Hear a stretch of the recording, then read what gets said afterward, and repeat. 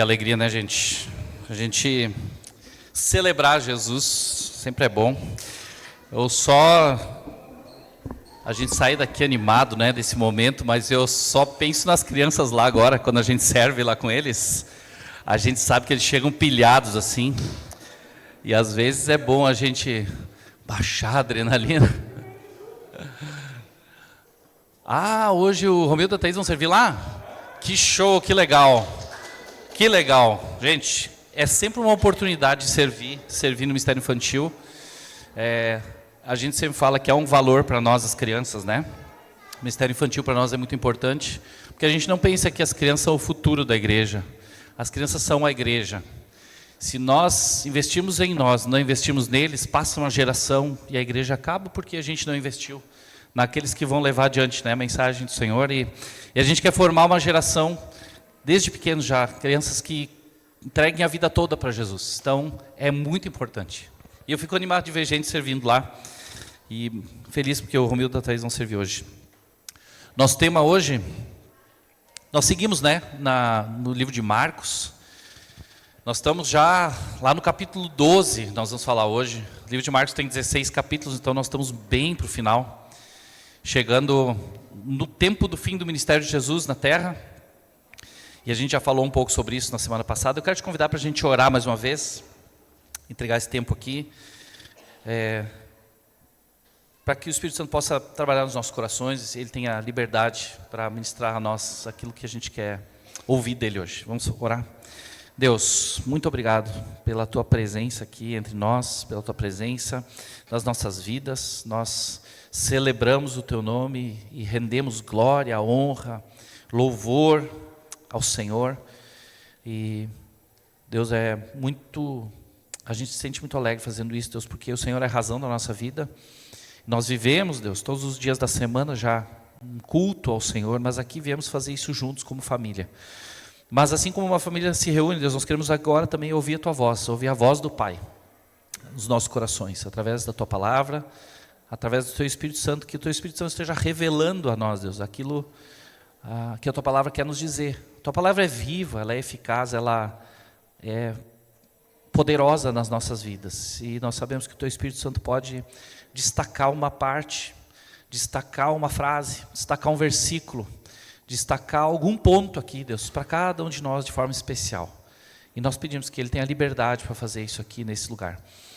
Também aqueles que vão estar assistindo, Deus, na transmissão agora, mesmo que não estão nesse prédio aqui, Deus, mas que o Senhor alcance cada vida, Deus, que vai estar assistindo a transmissão ou depois no vídeo gravado até. Tudo que o Senhor quer nos falar. Nós pedimos que o Senhor nos abençoe e nos dê entendimento da tua palavra. Em nome de Jesus. Amém.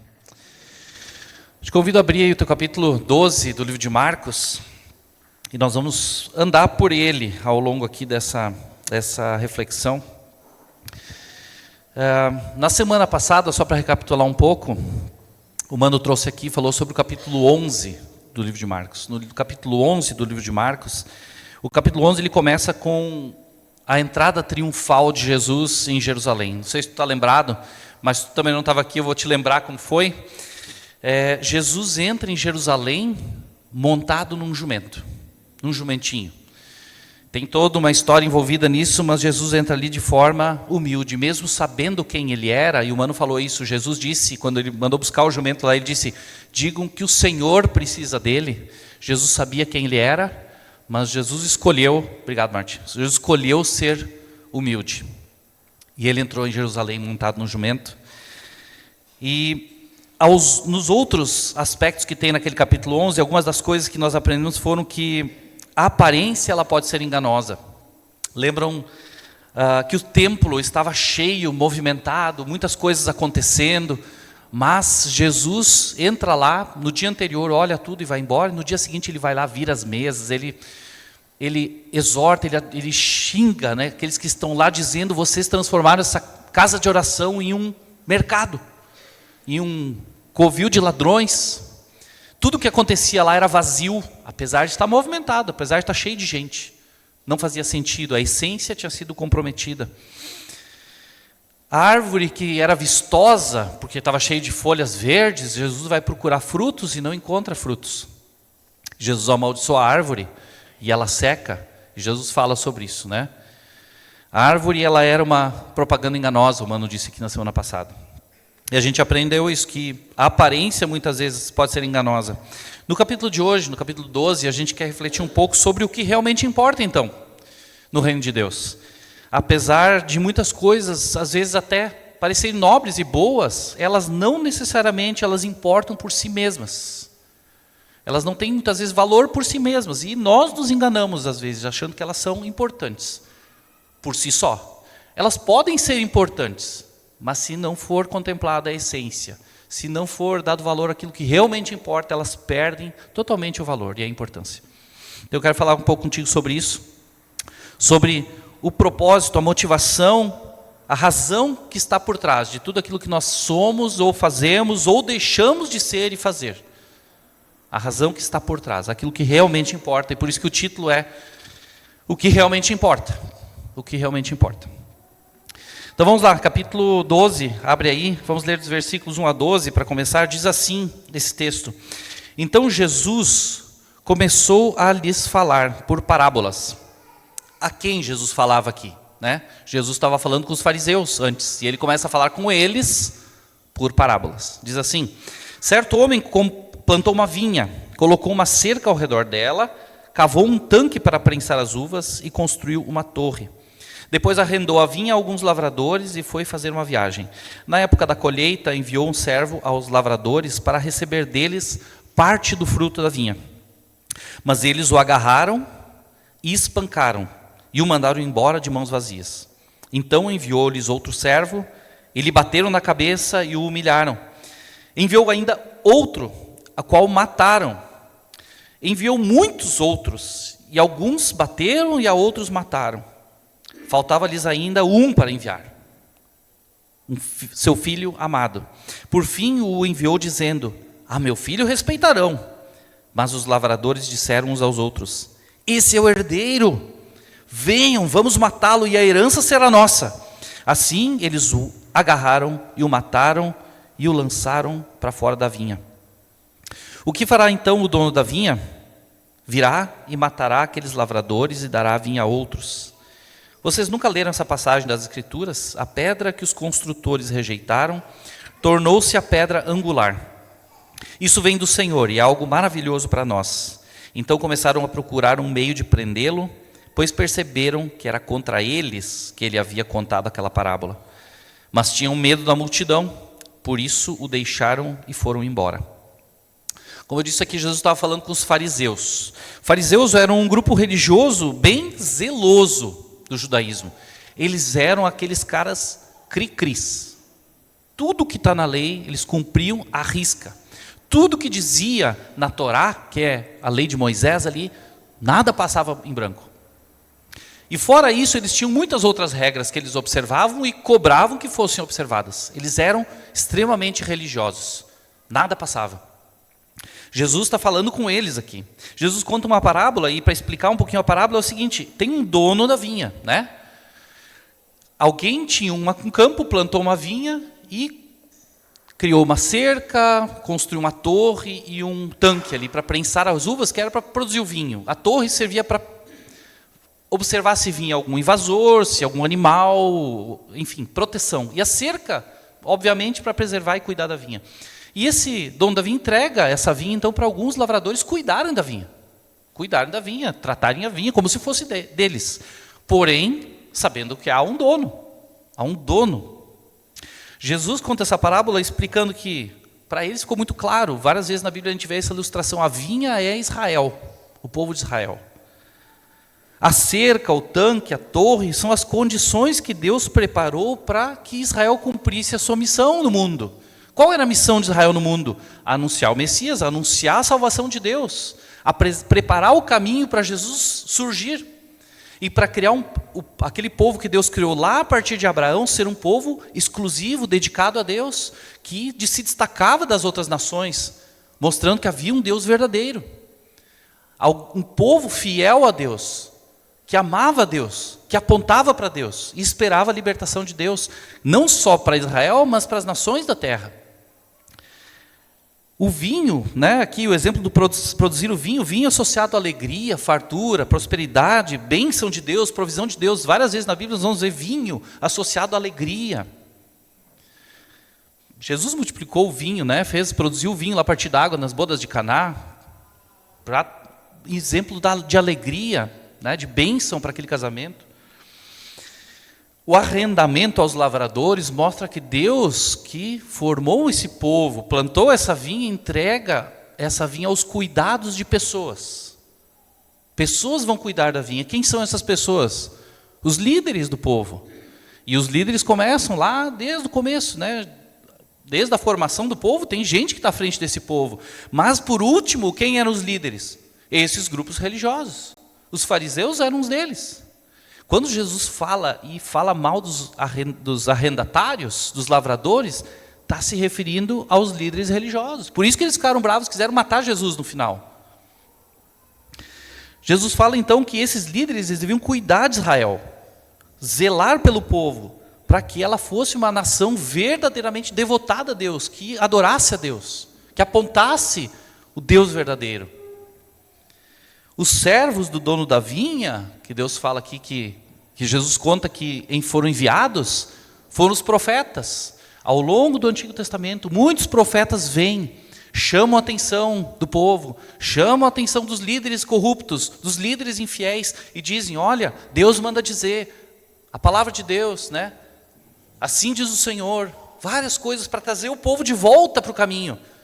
E muitas vezes os ouvidos foram fechados, os corações foram endurecidos.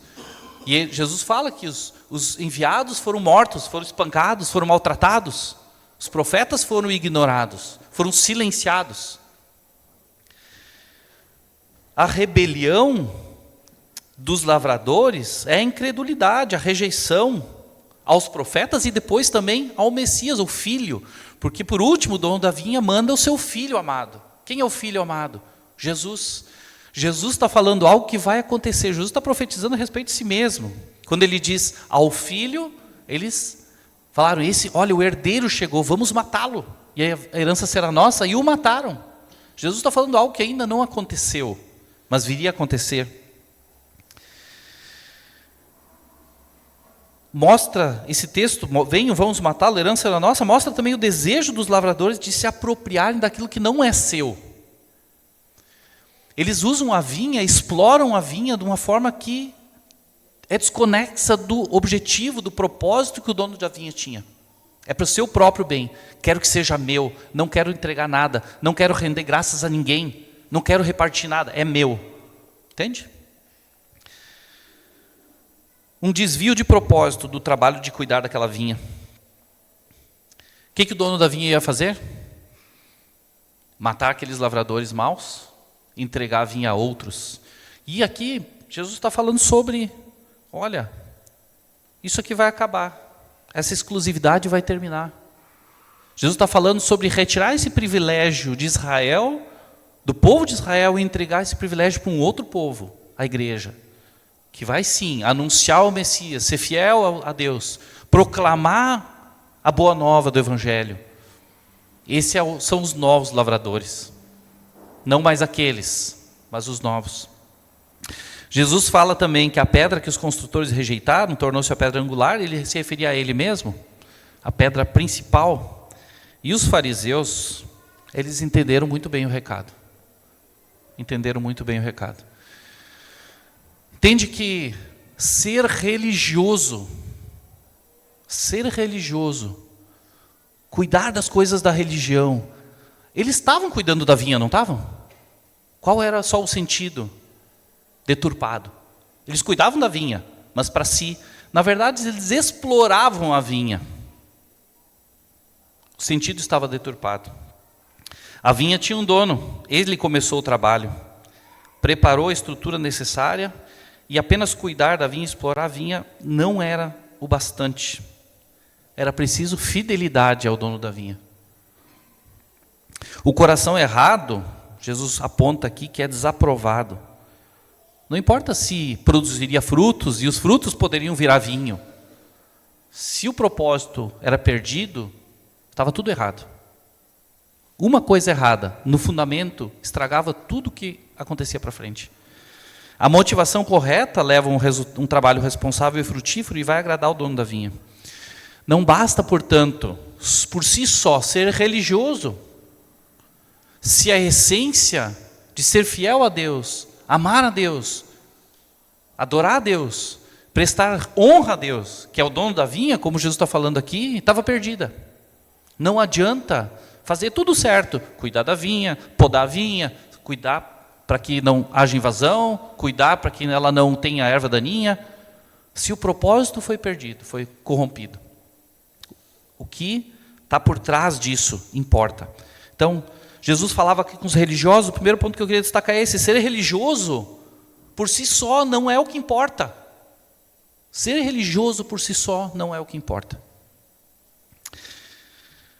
Versículos 14 a 17, vai falar mais um aspecto aí. Continua a história assim. Estes se aproximaram dele e disseram: Mestre, sabemos que és íntegro.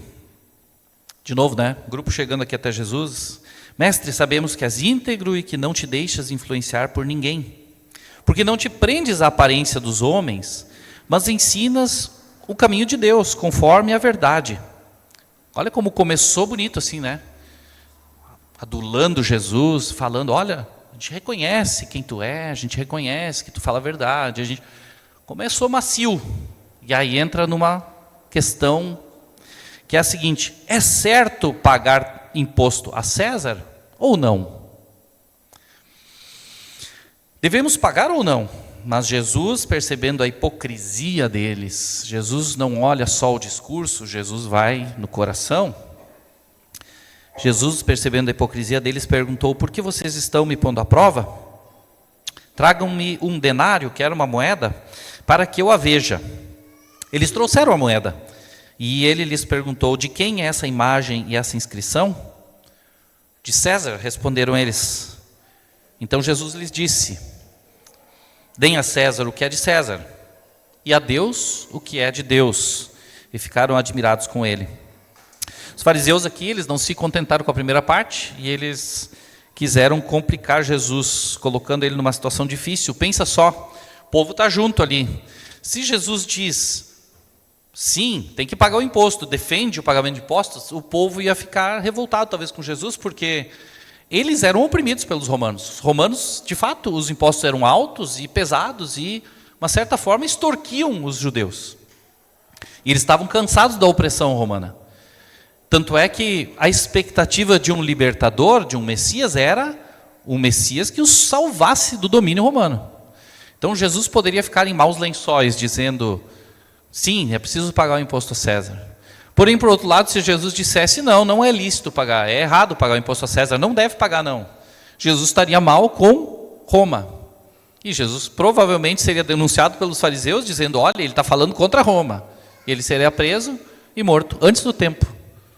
Porque isso ia acontecer mais à frente, mas fora de propósito e por uma outra razão que não tem nada a ver com o que Jesus veio fazer. Jesus foi sábio na primeira resposta, né? Primeira contar a parábola aqui, mas agora ele foi sábio de novo quando ele só mostra aquilo que já é óbvio. Ele mostra a moeda, né? Jesus, ele antecipou essa cilada porque ele conhecia o coração. Jesus sempre conhece o coração. Jesus conhece o nosso coração. E ele fez isso também ali. E ele mostra que há sim necessidade de nós cumprirmos com nossas obrigações sociais. O imposto romano, o imposto nosso hoje também, apesar de ser alto e a gente muitas vezes se revolta com isso, né? É fato, nós não gostamos, mas é uma obrigação. São as leis do nosso país, são as leis daquela época também. E Jesus diz: olha, é de César, então paga César. Mas Jesus não para por aí dizendo: ó, parou aqui, tá bom, cumpriu a tua obrigação, tá tudo certo. Ele diz: dai a César o que é de César, mas dá a Deus o que é de Deus. Jesus contrapõe o cumprimento das obrigações sociais e nossas como cidadão com a nossa parte, nossa responsabilidade como cidadãos dos céus. Nossa obrigação diante de Deus. Jesus revela que não adianta ser íntegro para com as coisas desse mundo, deixando de lado Deus. Também não adianta querer agradar a Deus e não cumprir com as obrigações terrenas. Os fariseus eram o mesmo, talvez não o mesmo grupo ali, porque são um capítulo corrido que conta vários episódios, mas o mesmo grupo religioso. Jesus, novamente, bota o dedo na ferida deles porque eles eram muito legalistas. E Jesus diz, olha, vocês são muito corretos nisso aqui, querem ser muito corretos, mas não esqueçam de ser fiéis a Deus. De novo, Jesus fala sobre isso. E eu queria destacar aqui que o primeiro ponto, se era ser religioso por si só não é o que importa, ser um cumpridor das leis terrenas por si só também não é o que importa. Muita gente faz isso. Muita gente é correta, íntegra, paga os impostos, é correto, segue as leis, não passa no sinal vermelho, não anda acima do limite de velocidade, está tudo bem. Mas e diante de Deus? E diante de Deus? Não adianta só dar a César o que é de César, é preciso dar a Deus o que é de Deus. Seguindo o nosso texto aí, versículo 18 em diante, vai dizer assim, depois os saduceus, que dizem que não há ressurreição, aproximaram-se dele com a seguinte questão: Mestre, Moisés nos deixou escrito que se o irmão de um homem morrer e deixar mulher sem filhos, este deverá casar-se com a viúva e ter filhos para seu irmão.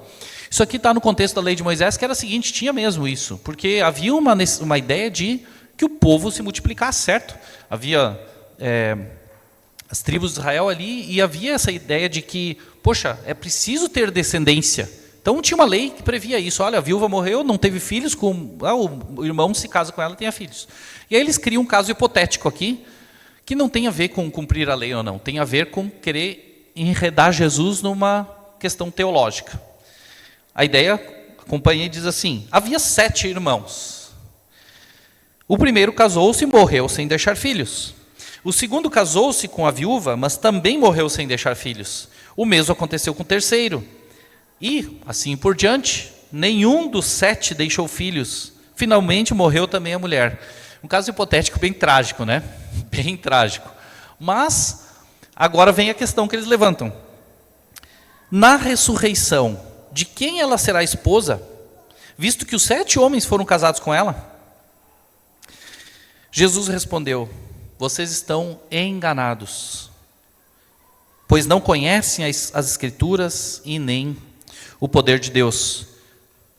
Quando os mortos ressuscitam, não se casam, nem são dados em casamento, mas são como os anjos nos céus. Quanto à ressurreição dos mortos, vocês não leram no livro de Moisés, no relato da sarça, como Deus lhe disse, eu sou o Deus de Abraão, o Deus de Isaque, o Deus de Jacó? Ele não é Deus de mortos, mas de vivos. Vocês estão muito enganados. Eles acharam que tinham colocado um enigma difícil para Jesus, um problemão, e agora como é que Jesus vai sair dessa? E Jesus aqui, ele de novo, ele não entra nessa polêmica, assim como os fariseus quiseram criar uma polêmica. Vê que entrar em polêmica sempre é complicado, né? Jesus não entra na polêmica, Jesus ele vai para o que é a essência do ensino bíblico. E ele vai dizer para eles, olha, vocês estão muito enganados, vocês estão se apegando de novo a uma questãozinha aqui. E os saduceus, assim como os fariseus, era outro grupo religioso, não falei aqui, mas eles propõem isso tudo porque eles não criam na ressurreição. Estão achando assim, olha, se não há ressurreição, como é que vai ser isso aqui? Né? Que situação que criada aqui agora, como é que a gente sai disso? Mas Jesus demonstra que eles estavam muito enganados, ele fala isso, fala 2 vezes, vocês estão enganados, depois fala, vocês estão muito enganados. E ele diz, vocês não conhecem as Escrituras, e vocês não conhecem o poder de Deus. Então, eu queria te chamar a atenção para o seguinte, muitas vezes, assim como os saduceus, a gente está preocupado em questões teológicas. A gente quer conhecer como é isso, como é aquilo. Como é esse detalhe? Como eles falaram, será que tem ressurreição? Como é que fica nesse caso? E faz um monte de polêmica. Mas teologia não é a revelação. Teologia não é a revelação de Deus. Ter informações sobre Deus não é a mesma coisa que conhecer a Deus. Eu posso ter informações sobre, sei lá, um personagem famoso aqui, um artista, um cantor, um ator, uma atriz, um famoso, mas se eu posso não conhecê-lo, se eu não convivo com ele, não sei como ele que gosta de comer, que não gosta de comer, como que acorda, que horas que levanta, que horas que gosta de dormir, é diferente. É muito diferente eu ter informações do que eu conhecer alguém. Muito diferente.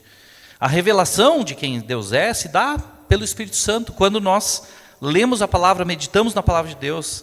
O Espírito Santo capacita o crente a entender a verdade revelada nas Escrituras e a pô-la em prática, fazê-la ser aplicável. Por isso que muita gente fala que não adianta eu ter um monte de informações para engordar, eu preciso ter aquilo para viver. É importante para a vida. A teologia, por outro lado, é a sistematização humana do conhecimento sobre Deus. A teologia não é errada em si. A boa teologia ela é construída sobre as verdades reveladas na palavra. Ok? Isso é ótimo. Mas não substitui a palavra. Não adianta eu ler um monte de livro de teologia e não ler a palavra. Eu não ter comunhão com Deus a partir das Escrituras e eu ler todos os livros de todos os teólogos. E ler teologia sistemática, comentários bíblicos sobre trechos difíceis. Não adianta. Precisamos conhecer o autor e não só saber as informações. É possível, sabe, ser um teólogo sem ser um discípulo de Jesus. Os saduceus provam isso, os fariseus provam isso. Eram teólogos, mas que não eram discípulos. E é também possível ser um discípulo de Jesus sendo iletrado, não tendo estudo formal, até mesmo sendo analfabeto. É possível. Lembra que os discípulos de Jesus, a maioria dos seguidores de Jesus era gente simples, sem estudo, pescadores da época, né? Não tinham grande instrução, mas seguiram Jesus. Então, se eu posso separar um terceiro ponto aqui, é estudar ou se interessar por teologia não é em si o que importa. Se ser religioso não é em si o que importa, ser cumpridor das leis terrenas não é em si o que importa. Estudar teologia ou interessar-se por teologia não é em si o que importa. Vamos adiante? Vou lá para o versículo 35 agora.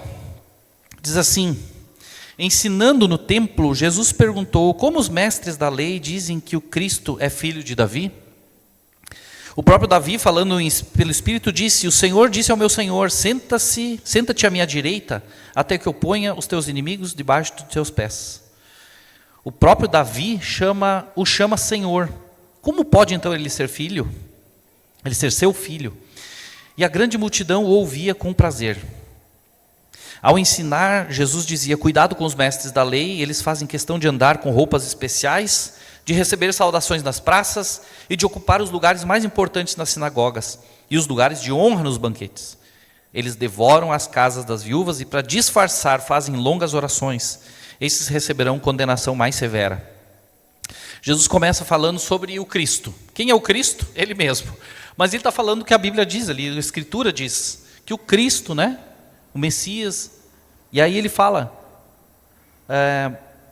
o rei Davi, chama, né, senta-te à minha direita, o Senhor disse ao meu Senhor: senta-te à minha direita até que eu ponha os inimigos debaixo dos teus pés. Como o próprio Davi o chama Senhor. Isso para o judeu é inconcebível. Como é que o descendente é maior que o ancestral? E logo quem é o ancestral? O rei Davi, um dos mais importantes e grandes reis de Israel. E Jesus fala isso aqui porque ele vai mostrar que o Messias, o Cristo, ele não era um simples homem, não é um simples ser humano, ele é alguém diferente, ele vem da parte de Deus. Por isso que ele coloca, como assim ele é maior do que Davi? Ele coloca isso sem explicar, mas fica implícito. E Jesus era um descendente de Davi. Se a gente olhar a genealogia, a gente vai ver isso.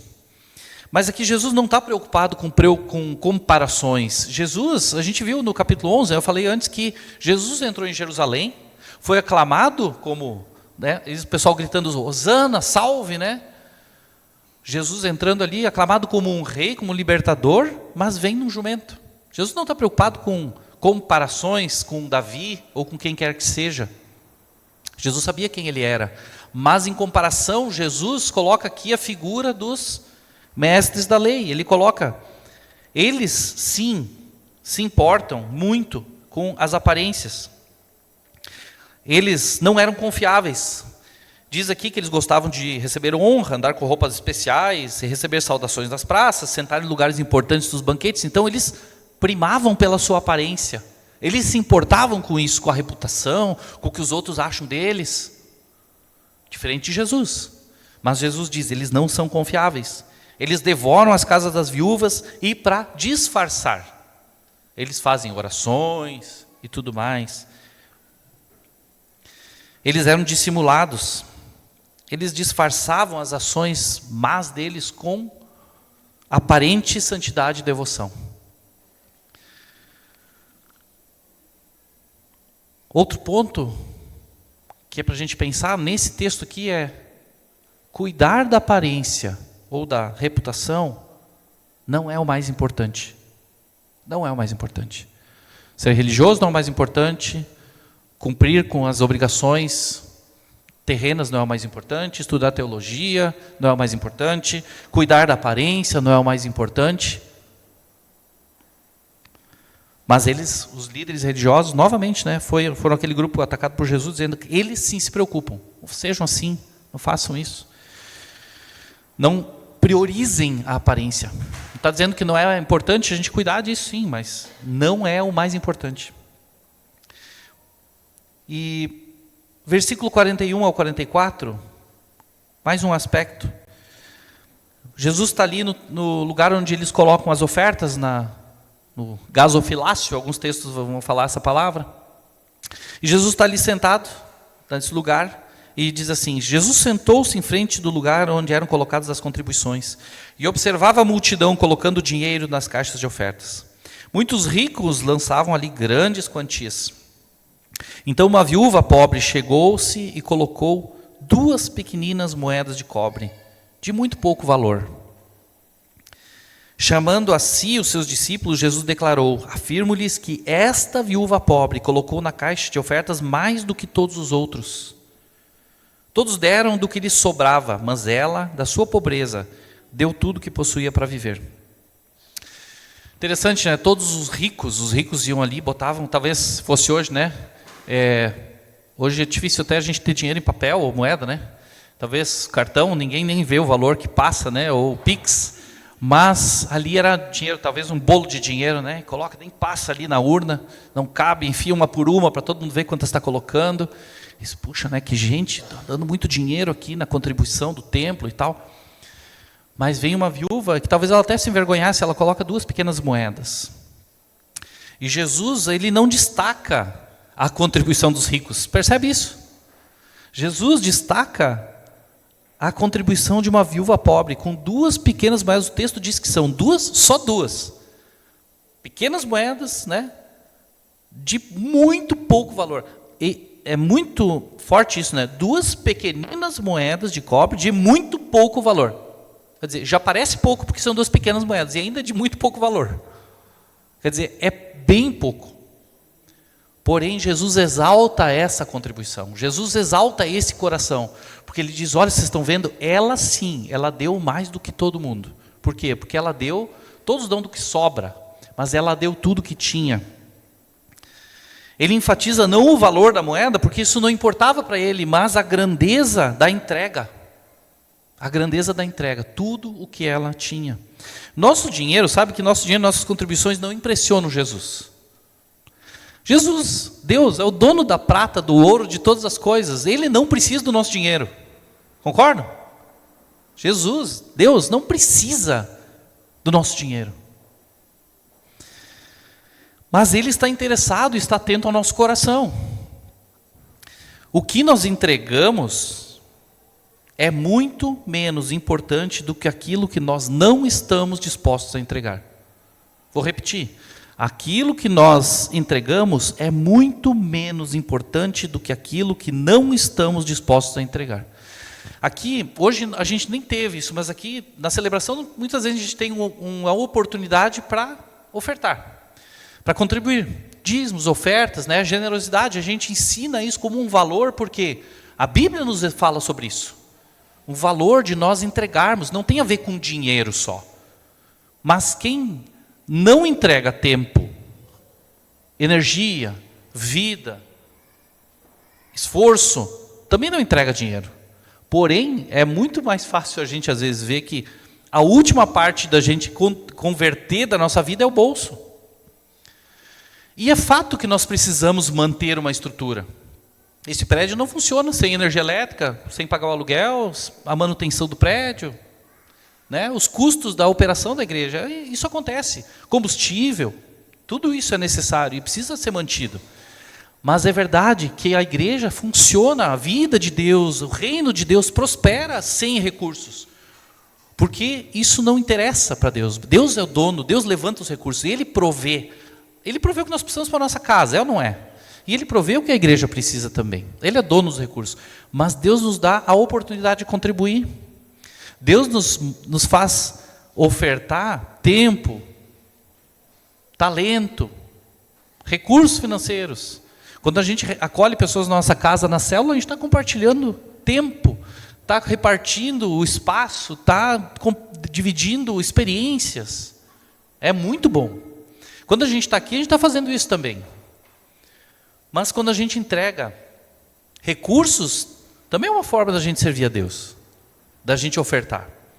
Mas Jesus está dizendo assim, não importa quanto é, não importa se é muito ou se é pouco, não é isso que interessa para Deus. Deus está olhando o teu coração. E a viúva pobre que deu 2 pequenas moedas de pouco valor mostra isso. Ela estava com o coração ali, não importa se eram 2 moedas só, o coração dela estava rendido. A Bíblia vai nos dizer em Mateus 6:21 que onde estiver o teu tesouro, aí estará o teu coração. Onde está o teu tesouro, está o teu coração. E nós vemos onde está o nosso coração, onde nós mais investimos. E investimos não só dinheiro, mas investimos tempo, investimos nosso esforço. Isso mostra onde é que está o nosso coração. Dar dinheiro em si também não é o que mais importa. Se ser religioso não é o que mais importa, se cumprir com as nossas obrigações terrenas não é o que mais importa, se estudar teologia ou se interessar pelas coisas teológicas não é o que mais importa, se cuidar da aparência não é o que mais importa, se dar dinheiro não é o que mais importa, então o que importa? O que importa? Jesus respondeu isso, sabe? Nesse mesmo capítulo 12. Volta ali no versículo 28. Versículos 28 a 34. De novo um mestre da lei. Ele devia saber a resposta, mas ele pergunta para Jesus. E ele vai falar assim, vai dizer ali, um dos mestres da lei aproximou-se e os ouviu discutindo. Notando que Jesus lhes dera uma boa resposta, perguntou-lhe, de todos os mandamentos, qual o mais importante? Jesus respondeu, o mais importante é esse. Ouve, ó Israel, o Senhor, o nosso Deus. O Senhor é o único Senhor. Ame ao Senhor, o seu Deus, de todo o seu coração, de toda a sua alma e de todo o seu entendimento e de todas as suas forças. O segundo é esse, ame o seu próximo como a si mesmo. Não existe mandamento maior do que estes. Deixa eu fazer uma pausa aqui para depois seguir o texto, mas percebe que ele perguntou qual é o mandamento e Jesus respondeu com 2? Porque Jesus fala, ame a Deus sobre todas as coisas, de todo esse jeito que ele descreveu, e ele conectou, e o segundo, mas ele não perguntou o segundo, perguntou só o primeiro, mas ele disse, o segundo é, ama o teu próximo como a ti mesmo. Jesus vai conectar os dois, Jesus não isola 1 e 2, Jesus junta os dois, e diz, ó, esse é o primeiro, mas esse é o segundo, só que eles estão juntos, O texto vai seguir dizendo assim que, olha o que o homem diz, você teria esse comportamento de dizer um negócio assim, né? Muito bem, mestre, disse o homem. Ele falou para Jesus, é isso aí, Jesus, muito bem, gostei. Muito bem, mestre, disse o homem. Está certo ao dizer que Deus é único e que não existe outro além dele. Amá-lo de todo o coração, de todo o entendimento, de todas as forças E amar ao próximo como a si mesmo é mais importante do que todos os sacrifícios e ofertas. Será que esse cara entendeu o que Jesus estava falando? Parece petulante ele dizer, muito bem, mestre, no começo. Mas ele diz que ele entendeu o que Jesus está falando e ele compartilhava dessa percepção. E é interessante um mestre da lei fazer isso, porque eles eram os caras, tipo fariseus e saduceus, que davam bola para sacrifícios e ofertas. E ele fala, isso aqui é mais importante do que qualquer sacrifício e oferta. Vendo que ele tinha respondido sabiamente, Jesus lhe disse, você não está longe do reino de Deus. Daí por diante, ninguém mais ousava fazer perguntas. O homem então concordou com o que Jesus disse. Jesus elogiou ele aqui, né? Disse, olha, tu não está longe não. Mas é interessante que Jesus não se impressionou com ele ser, de novo, um mestre da lei, um religioso, um teólogo, um cumpridor da lei. Ele era tudo isso. Jesus não destaca isso. Mas Jesus fala daqui do amor a Deus e amor ao próximo, né? E ele... Acho interessante, não sei se para pensar nisso, mas quando ele diz assim, você não está longe do reino de Deus, será que Jesus não está dizendo assim? O entendimento dele sim, né, o aproximava desse entendimento do que é o reino de Deus, mas ao mesmo tempo, não parece profético assim? Ele está perto de Jesus e dizer assim, tu não está longe do reino de Deus, porque o reino de Deus está aqui, o rei está aqui. O rei estava ali. Quando ele estava perto do rei, ele estava perto do reino, e o entendimento dele o aproximava desse reino. Diferente dos fariseus, estavam perto também, fisicamente, mas estavam muito longe em termos de coração. Esse homem estava perto com o coração de Jesus. Sabe que, explorando um pouco o ponto aqui que Jesus fala sobre amar, e a Bíblia fala bastante sobre esse tema de amar. Jesus diz aqui, né, sobre amar a Deus sobre todas as coisas, de todo aquele jeito, todas as forças, todo entendimento, toda a alma, e o próximo como a si mesmo, conectando os dois mandamentos. E o homem concorda, dizendo que não há nada mais importante. O apóstolo Paulo também escreve isso. No capítulo 13 de 1 Coríntios 13, os primeiros versículos, né, eles são conhecidos mesmo por gente que não lê a Bíblia. Já virou música no Brasil, música conhecidíssima, e se a gente ler aqui, tu vai lembrar da música, talvez, antes de lembrar do texto bíblico. Dependendo com o que tu estiver mais familiarizado, lógico, né? Mas o texto é, ainda que eu fale as línguas dos homens e dos anjos, se não tiver amor, serei como sino que ressoa ou como prato que retine. Ainda que eu tenha o dom de profecia e saiba todos os mistérios e todo o entendimento e tenha uma fé capaz de mover montanhas. Semana passada falamos sobre orar com fé, que isso move montanhas. Mas não tiver amor, nada serei. Ainda que eu dê aos pobres tudo que eu possuo, como o jovem rico, lembra? O jovem rico foi chamado por Jesus e Jesus disse, tu quer cumprir, quer ter a vida eterna? Ele disse, conhece os mandamentos? Ele disse, sim, eu faço todos eles. Tudo aquilo que ele queria fazer era fazer correto. Jesus disse, muito bem. Jesus olhou para ele com amor e Jesus fala assim, falta-te uma coisa. E ele ficou feliz, porque ele pensou, puxa, se falta fazer uma coisa, eu quero fazer. Eu já faço tudo, não tem problema fazer mais uma. E aí Jesus diz, tá bom, faz então. Vende os teus bens, dá aos pobres. Então vem e me segue. Só que essa uma coisa puxou o tapete dele. Essa uma coisa puxou o tapete, porque era onde estava o coração. E aqui Paulo vai falar, não é talvez por acaso, ele vai dizer, ainda que eu venda, ainda que eu dê todos os meus bens aos pobres, assim como o jovem rico, tudo que eu possuo entregue a eles, entregue até o meu corpo para ser queimado. Se não tiver amor, nada disso me valerá. Não adianta ser mártir, não adianta entregar tudo, se eu não tiver o amor. Que amor Paulo está falando? O amor a Deus, o amor de Deus. O amor é a causa, a razão, aquilo que dá sentido ao que nós fazemos. João é o apóstolo, conhecido como apóstolo do amor, e ele vai falar muito, Cláudio leu aqui já, hoje, 1 João. 1 João a gente fala muito sobre o amor. Vou ler alguns trechos aqui para ti. 1 João capítulo 2, versos 3 a 6, depois 9 a 11, diz assim, sabemos que o conhecemos a Deus, se obedecemos aos seus mandamentos, o amor aqui ele se torna obediência. Aquele que diz, eu o conheço, mas não obedece os seus mandamentos, é mentiroso, a verdade não está nele. Mas se alguém obedece a sua palavra, nele verdadeiramente o amor de Deus está aperfeiçoado. Dessa forma sabemos que estamos nele. Aquele que afirma que permanece nele, deve andar como ele andou. Está falando sobre estar perto de Jesus, amar a Deus e como é que isso transforma a minha vida. Quem afirma estar na luz, mas odeia seu irmão, continua nas trevas. Quem ama seu irmão permanece na luz e nele não há causa de tropeço. Mas quem odeia seu irmão está nas trevas e anda nas trevas. Não sabe por onde vai, porque as trevas o cegaram.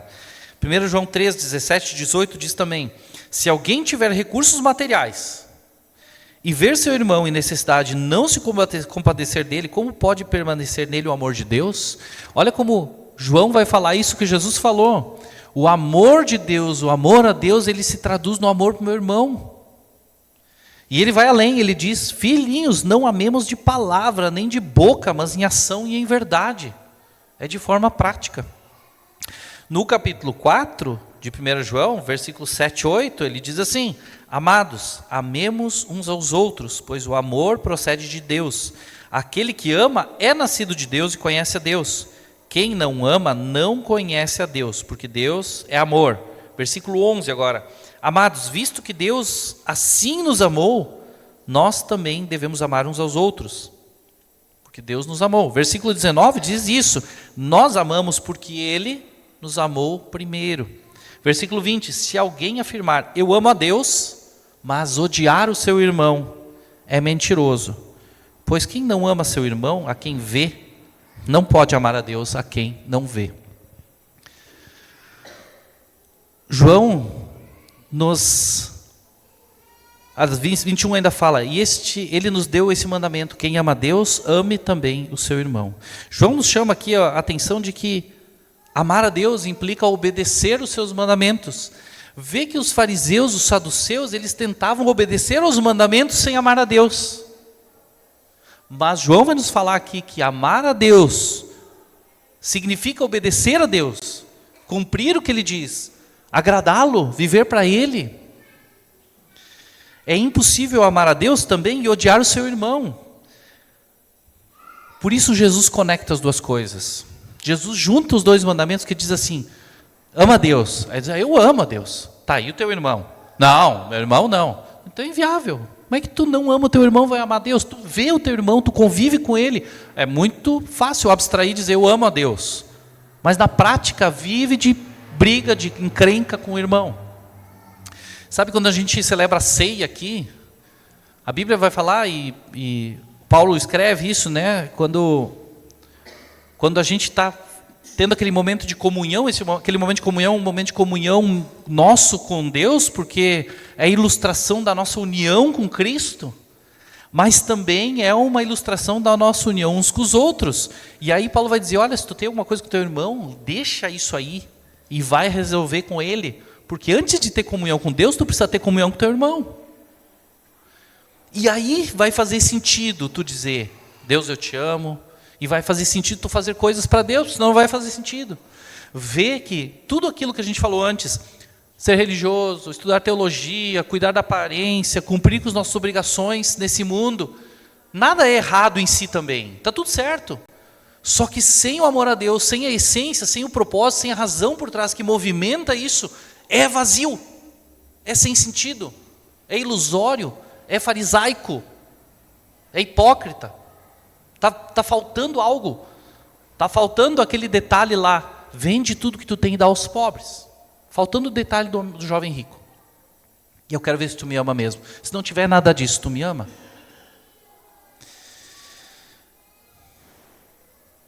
Quando Jesus pediu para esse homem, né, abrir mão exatamente daquilo que ele não estava disposto a sacrificar, as riquezas dele, ele se afastou triste. O nosso coração, ele é um importante termômetro para a gente verificar as motivações do nosso interesse. Ser religioso é bom, não está errado não. Ser correto, cumpridor das leis terrenas é bom, estudar teologia, cuidar da aparência, tudo isso é bom, mas não importa. Frisando de novo, se nós não amarmos a Deus acima de todas as coisas, e nessa lista entra todas as outras coisas, que não tirei do texto aqui, Mas pensa em outras, também estão lá. Deus está atento ao nosso coração. Deus olha o nosso coração e vê as nossas motivações. Se amarmos a Deus e ao próximo, também as nossas ações vão ser ressignificadas e transformadas. Um coração cheio de amor busca ser e fazer coisas que agradam a Deus e abençoam os outros, dedicando tempo, recurso, esforço, etc. Entende isso? Muda a essência, vira uma chave. Eu não faço mais para ser aceito por Deus, eu não faço mais para ser melhor que os outros. Agora eu faço porque Deus me amou, eu amo a Ele, eu quero agradá-lo, eu quero fazer isso para Ele, pelo meu irmão, pela criação de Deus. Eu quero cuidar do planeta, porque eu amo a Deus e Ele ama a criação. Eu quero cuidar dos animais, eu quero cuidar das plantas, eu quero tudo muda, porque eu amo a Deus. Tudo muda porque eu amo a Deus. Entende? Algumas perguntas para refletir, né? Que tu pode levar para casa como você tem entendido o amor a Deus e ao próximo? Como você tem pensado sobre isso? Como essa perspectiva tem dado sentido e propósito às tuas ações? Como nós podemos, você pode, eu posso crescer na dimensão do amor a Deus? E como nós podemos, e quem nós precisamos aprender a amar mais? Porque tem pessoas difíceis de amar, eu sei disso. Tem pessoas mais difíceis de amar e pessoas mais fáceis de amar, certo? Quem são as pessoas na tua vida que são mais difíceis de amar e tu precisa crescer no amor a elas para crescer na dimensão do amor ao próximo? Vamos orar? Feche teus olhos. Deus, muito obrigado pela tua palavra. Obrigado porque ela nos constrange, ela nos confronta, ela nos coloca contra a parede. Não é só confortável, é bom estar diante da tua palavra, mas ela também nos faz tomar uma decisão. Nós não podemos ficar em cima do muro. Obrigado, Deus, porque nós podemos ter a revelação da tua palavra, podemos ter o teu Espírito Santo usando esses textos para nos dizer, olha, aqui é o teu ponto fraco, aqui é o lugar que tu precisa crescer, isso aqui tu precisa superar, isso aqui tu precisa desenvolver. Obrigado porque não só Ele nos fala isso, mas Ele está conosco, Ele é o nosso auxiliador, o nosso consolador, o nosso encorajador, o nosso discipulador, e nos ajuda na caminhada contigo.